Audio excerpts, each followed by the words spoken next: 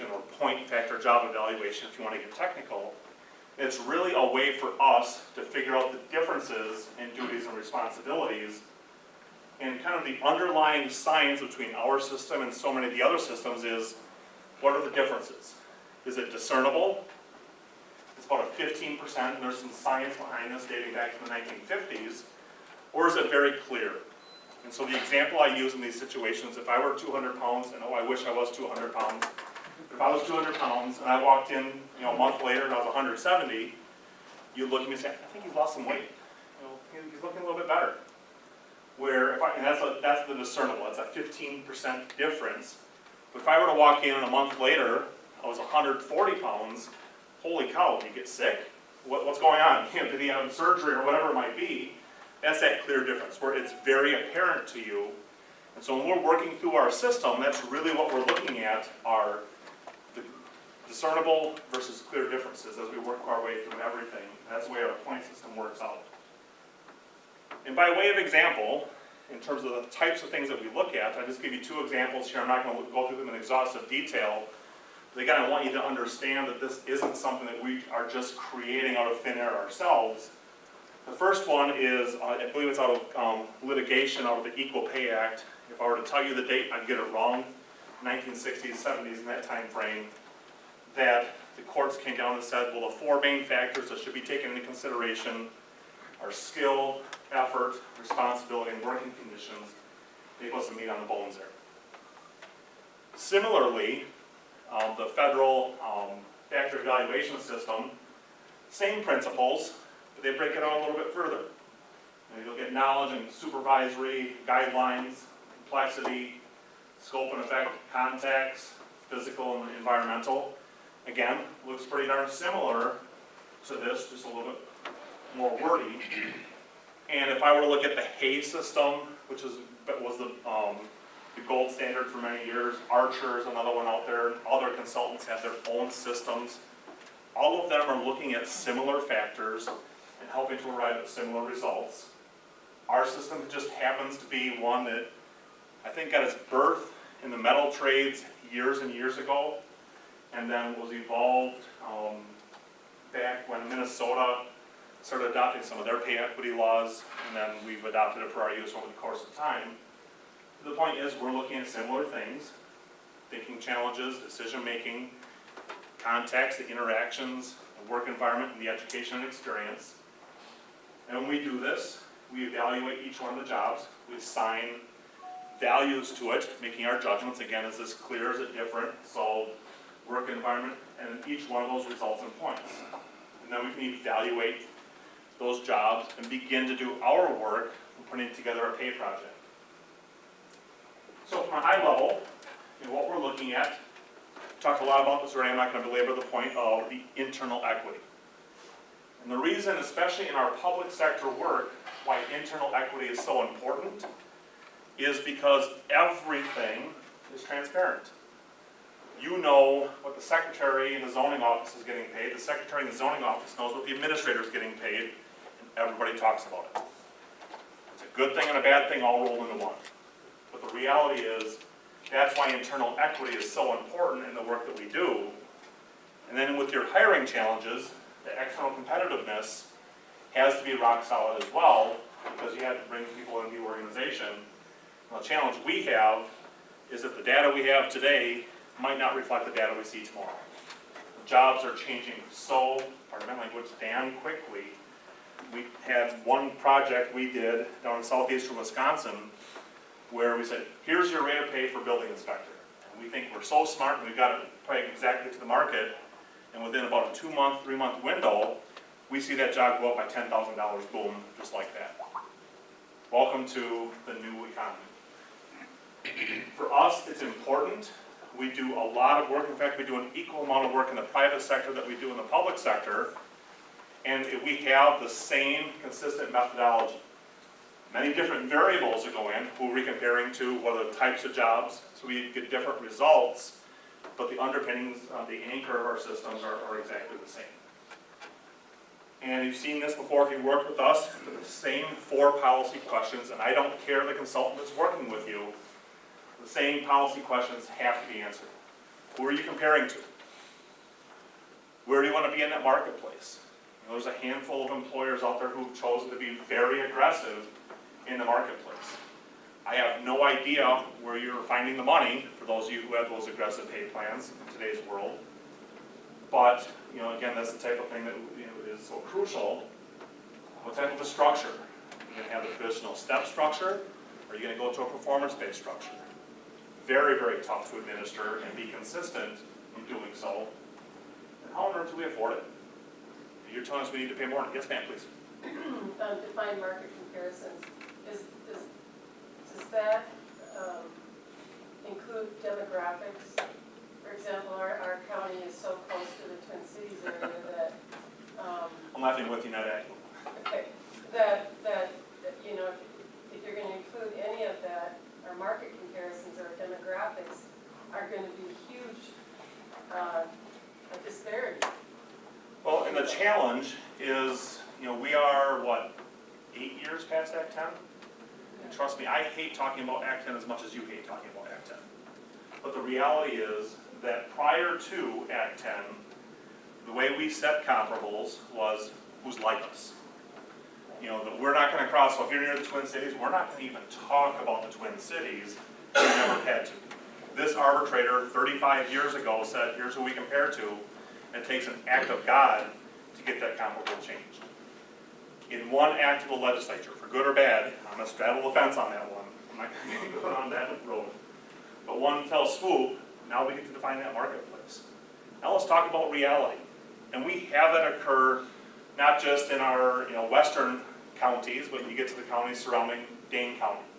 Those counties are outlying of the Milwaukee County, or you have counties that are kind of caught between Dane and Milwaukee, and also Fox Valley, not too far away. But the point is there are those different pockets of the marketplaces where now we have that realistic conversation of who have you looked at in the past. That's still important. Who are you competing with? Who are you stealing from? Who do you want to steal from? And who's stealing from you?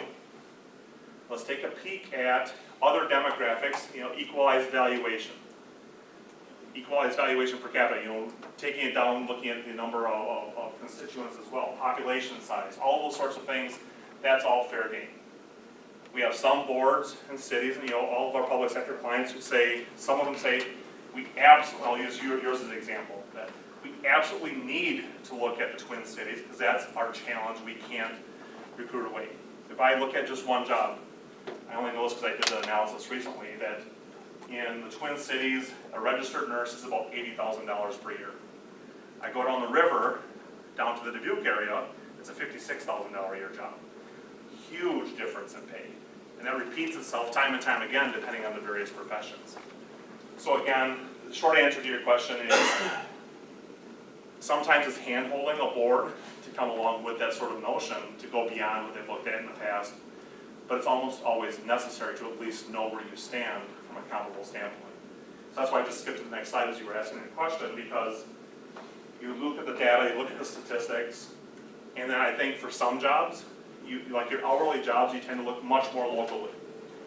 Half hour, hour. Usually what I look at, my preference when I'm looking at hourly jobs, is an hour drive time from that location, because if I live a half hour away, I can go either direction. Now for my salary jobs, my advanced technical, my professional jobs, I'm gonna look more regionally, across the state, across borders, and things like that, to make certain that we are looking appropriately when we're trying to recruit for that particular skill set. And it tends to be for professional level jobs on up. Those are the types of jobs where people actually move to a different location for that sort of work. So those are the types of things we have to take into consideration. I'm a firm believer in more data is better data. Not always, but when I see some of these projects, and my goal here is not to belittle anyone who does this sort of work, when I see we're only going to compare to 3 other organizations, I think that that's a difficult situation to put yourself in, because if those other 3 choose to pay low, you're going to get a bad result, a low result. Where we tend to look at, we want between 10 and 20 employers that we're looking at, because then we can smooth out those ebbs and flows, that not every organization has the same set of jobs. That if I just cross over to the private sector, I'm not even allowed by law to look at a job as a benchmark unless it has at least 5 matches from 5 other companies. That's set in law. We try to hold ourselves to the same standard in our public sector work, and we want to see at least 5 matches. Maybe we'll choke it down and do 4 matches on certain jobs where we know it's rock solid. We try to hold ourselves to the same standard we do with our private sector work. And for the question, we talked this first one a little bit, where do you want to be? You know, the answer almost always is, well, we can't pay too low. I always call this the Goldilocks conversation. If you've heard me speak before, you've heard this, that you can't pay too low. You're not going to bring people in or keep people in your organization. You can't pay too high, or usually you can't. That the budget is a barrier. County board or city council or whatever it might be a barrier that we're not going to be a leader. We're not going to take that heat from the taxpayers. So it's finding that magic spot in the middle. And that's why selecting the comparable pool is so darn important in the work that we do, because average or 50th percentile of what? Well, if it's the average of a whole bunch of smaller entities, you're going to get a low number. If it's the average of a whole bunch of large entities, you get a high number. If it's a blend, and a reasonable blend, you're going to get something that I think is much more indicative of a marketplace. And then this challenge of the pay versus performance conversation. That most organizations, in our opinion, in our observation, are very ill-equipped to handle pay for performance. It's tough to wrangle 20, 25 departments. They're going in 20 or 25 different directions to handle performance consistently. You're an easy grader, you're a tough grader. I'm going to go work for you. There we go, congratulations, Mike, on your own. But the reality is, many of our public sector clients choose to do a step-based system because they don't want to have that infighting of he's an easy grader, he's taking all of the resources out of our compensation fund, because he's not taking the time to evaluate fairly. He or she, let's be fair. The other challenge we see, I don't see this as much in maintenance departments, but it affects you because you're part of the overall organization, and that is this notion of work weeks. We have a lot of clients who are working on a 7.5-hour workday. I have one client I'm working with right now. They've got a 7-hour workday, a 7.5-hour workday, and an 8-hour workday. I can give you the best possible market rate, but if you're on a 7-hour workday, you're 12.5% behind the market, even if I give you the best possible rate. Those of you that are on a 7.5-hour workday, you're 6.25% behind the market, even if I give you the best hourly rate for that particular job. And again, usually, not always, maintenance, highway, and sheriffs usually end up on an 8-hour workday, even if the others are on a 7.5. But the reality is, I just did a calculation with the client I was at 2 weeks ago. What if we moved to an 8-hour workday? A small-sized county with a decent-sized number of employees, $385,000 just to get them to an 8-hour workday. Before I even told them where they stood in the marketplace in terms of competitiveness. There you see the challenge, that, wait a second, we can't find our maintenance mechanic. We need to move these people to 8-hour workday. All of the money that I was going to pay that maintenance mechanic went out the door because I'm trying to get everyone else equalized. That's why it affects you. I put this up here, I'm going to skip past it. You've seen this and we've talked about it already. But in terms of implementing pay structures, these are some of the things, this is one of the things that was identified when I was speaking with Jim in terms of, what do you want to hear about? Implementing structures. Budgetary limitations almost always dictate what you're looking for in terms of implementation. And what that means is that we have to balance what's fair against what makes people happy. 25 years later, I still haven't figured out how to make people happy. Such an individual concept. And when we talk about fairness, it's blind to the individual concerns. Usually we try to develop some sort of formula to determine implementation. That, okay, we want to do more than just the step that provides an increase, which is the common way of doing things. And instead of trying to pick winners and losers, we're going to come up with a formula for doing it so we're fair in our approach. Size of the increase is another one of those things that, is a rub. The step that provides an increase might be a penny. Thanks, consultant, all that work I did means $20.80 more next year at a penny. Now that being said, you might have greater wage growth than you ever dreamed of if you stick around for another 5, 10 years. And so, in the big picture, it's a good thing. Short term, it rubs people the wrong way. What about my years of service? I've been here 15 years. I'm maxed out today. This new study says, here's where I should be. If you're going to place me at step 2 or step 3. That's not fair. I agree. I shouldn't say it. It doesn't feel right. And I can make that argument any day of the week why it doesn't feel right and why, if we had our way, we would try to take into account years of service every time we do these. But again, and I'll show you an example on the next page that will illustrate this better, so I'm going to hold that thought. Compression caused by implementation. Been here 15 years.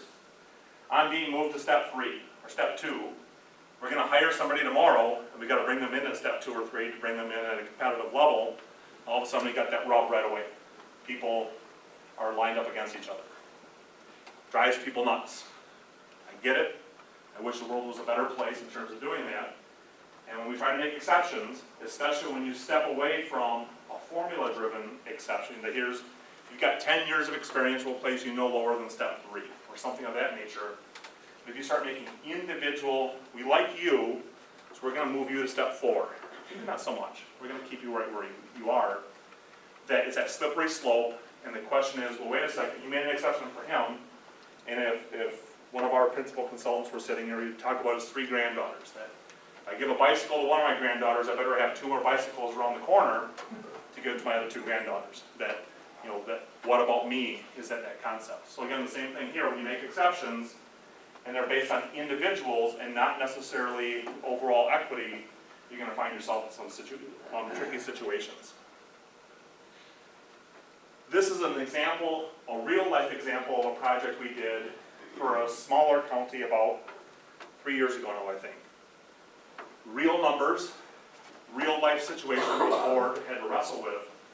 That the cheapest way, STEP provides an increase on a STEP plan, is the cheapest way of implementing a structure, was about 3.35%. County board, in that case it was the committee, but going to the county board, that's a little bit more than we expected. We were hoping 2.5%, 3%, was our number. We got to reprioritize some things, but we can make it work.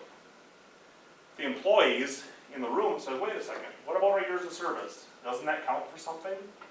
The answer is absolutely it does. There's no question that it counts for something. We appreciate that. But the reality was that the years, lining up with the years of employment, went from 3.35% to almost 15%. There's no way in going from $300,000 to almost $1.4 million. There's not much we can do about that. It's not a matter of that we don't want to do that. We can't do that. We can't put in a new structure that serves the organization for the long term if we focus on this short-term need. And again, every single one of these projects, nobody loses pay. In fact, I would say, I did an analysis at one point, 75% plus of jobs when we do a project have greater earning potential in the long term than when we showed up on the doorstep. But it means you have to stick around. You have to stick around longer than that 5 years or that 6 months, whatever you plan on staying. Every single project we work on, we model other options. So I talk about, well, wait a second, what about that instant compression? That when I'm putting somebody down here with years of experience on step 3, well, maybe we create that cushion where you're going to fall no lower than step 3, and then for the next couple of years, we have to have discipline as a department and as an organization to bring people in lower than those existing employees.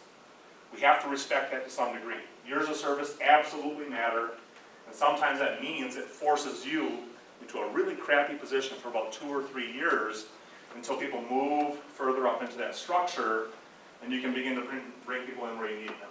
So again, all of these things are the types of things that you probably sit in the back of the room when I'm presenting or one of the other consultants in the role are presenting and say, what on earth are they doing to us? They get to create these problems and then they get to go home. We get it. If we had our way and money wasn't an object, the only time money isn't an object seems like when we're working with utilities. They got more money than they know what to do with, and they can get, I say that I'm probably going to get my butt kicked, but the reality is, they have more flexibility in their finances, and so sometimes they can be more creative. So for us, money, with pay studies, it's not necessarily about more money. That's usually what happens, but we're trying to get everything else, the internal equity and the external competitiveness. Sometimes it results in not much more money, and sometimes there's significant changes that need to be made. In my observation, there's nothing more emotional than talking about somebody's pay. I don't want to get all biblical on you, but there's a parable dating back, centuries, decades, hundreds and thousands of years about compensation. In terms of the owner of the vineyard paying his people one rate and paying someone else differently, and people arguing about that. Pay has been an issue in pretty much all recorded history. In our work, strengths and weaknesses of a department, of an organization, rise to the surface pretty darn quickly. Strong leaders, weak leaders, hidden practices that no one ever knew existed, and all of a sudden, well, wait a second, we've got this super secret bank of comp time, or this super secret pay practice, and we identify it, and so we're usually seen as the evil person that has to help correct it, or usually for legal reasons. I talked about this before, jobs are changing quicker than you can probably keep up. That, whether it's regulations, I remember working on a project for a county that had a home health care agency. And halfway through the study, he said, here's our 500 new pages of regulations that we have to comply with. We got to rewrite all of our job descriptions so you're already evaluated. It's just a tough world that we're living in now. Our elected bodies, this isn't, hey, let's bash the county board day. I'll let you do that over hospitality. You can do that, that's fine. But the reality is, going from collective bargaining to being fully responsible for compensation is a tough thing. They're being asked to do a job that they've never been asked to do historically in the past. And now, before it was always with collective bargaining, now we got the threat of arbitration, mediation, legion of upset employees ringing the phone up. That probably still occurs, that one. But the reality is that we find our work as much about education. Well, how do you do this? Why do you do this? Why do you have to pay strategically? Why is it important to keep your structure moving up every year, plus employees moving through a structure? All at the same time, they don't have any money to deal with. When you figure, some organizations 0.16 or less than 1% levy growth, and you figure the price of new vehicles or road salt or the price of electricity or whatever it might be, it gets eaten up in a heartbeat, let alone talking about health insurance. So their hands are tied, and it's tough. And so you're talking about, can we do more with less? Can we automate? Can we outsource? Can we do all of these other things that make your life miserable? But at the same time, they're trying to balance a budget. And the other piece is we don't have favorites. One of the questions, I got it, and I think it was kind of a tongue-in-cheek a little bit, with some element of, why is HR always rise to the surface in these studies? And the reality is, I have just as many tough conversations as I do pleasant ones. Hey, here's the marketplace, you get an elevation in pay. Hey, your job's not as important as you think it is. And it occurs throughout the entire organization.